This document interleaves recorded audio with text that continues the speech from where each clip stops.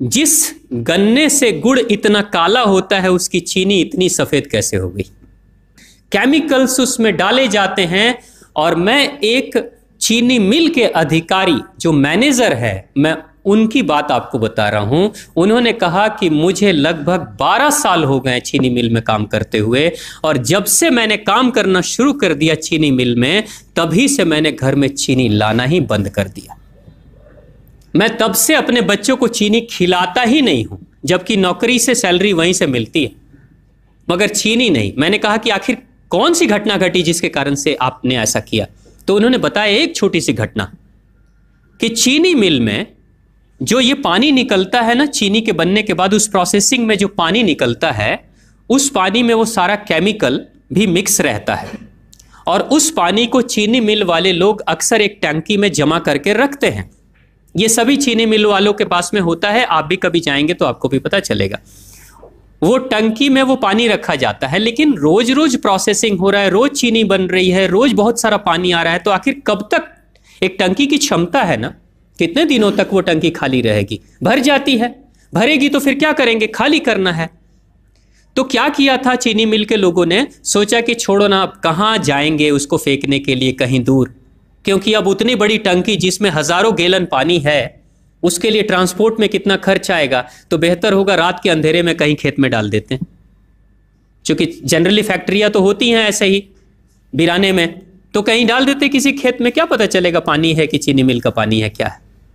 तो ये सोचकर मैनेजमेंट वाले लोगों ने रात में ही उस पानी को खेतों में छुड़वा दिया, और नतीजा ये हुआ कि उस खेत की सारी फसल जल गई, मिट्टी बंजर हो गई।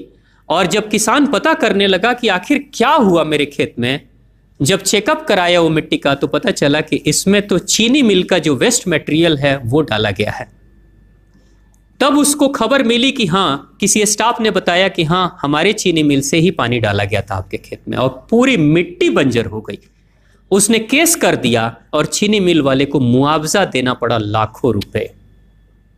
तभी से वो स्टाफ कहते हैं कि जो मिट्टी को बंजर कर दे वो इंसान के शरीर में जाए तो क्या करेगी। उसी के बाद से मैंने अपने घर में चीनी लाना बंद कर दिया। और सच्चाई है, लगभग अगर आप देखेंगे तो अंग्रेजों के आने के समय अंग्रेज पहला चीनी मिल इन्होंने भारत में ही लगाया था। पहला चीनी मिल भारत में ही अंग्रेजों का लगा, और अंग्रेजों ने चीनी की शुरुआत की। भारत के लोग गुड़ खाते थे, चीनी नहीं खाते थे। उन्होंने बहिष्कार किया, बिल्कुल नहीं, लेकिन चीनी और चाय पत्ती दोनों के लिए लोगों को तैयार किया गया था। चाय पिला पिला कर फ्री में चीनी के लिए तैयार किया गया, और चाय के लिए भी तैयार किया गया। अंग्रेज ने जब से ये शुरू किया है, और पिछले 50 वर्षों से हमारे समाज में चीनी खाने का प्रचलन बहुत तेजी से बढ़ा है, और उसी समय से भारत के लोगों के बच्चों के शरीर में कैल्शियम की कमी होनी शुरू हो गई है।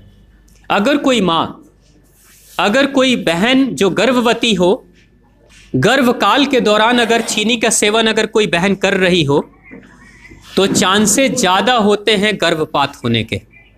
कोई माँ अगर बच्चे के जन्म से पहले 1 साल पहले से ही चीनी छोड़ दे और सामान्य भोजन करे, अपना ही दूध बच्चे को पिलाए, और कम से कम 5 साल तक बच्चे को चीनी ना खिलाए, खुद को चीनी ना खिलाए, उस बच्चे को कभी भी ऑस्टियोपोरोसिस की समस्या नहीं हो सकती। कैल्शियम की कमी उसके शरीर में कभी नहीं होगी। चीनी जब जाती है आपके शरीर में, तो बाहर जब निकलती है तो अकेले नहीं निकलती, कैल्शियम लेकर निकलती है। चीनी कैल्शियम लेकर निकलती है, हड्डियों को गलाकर निकलती है।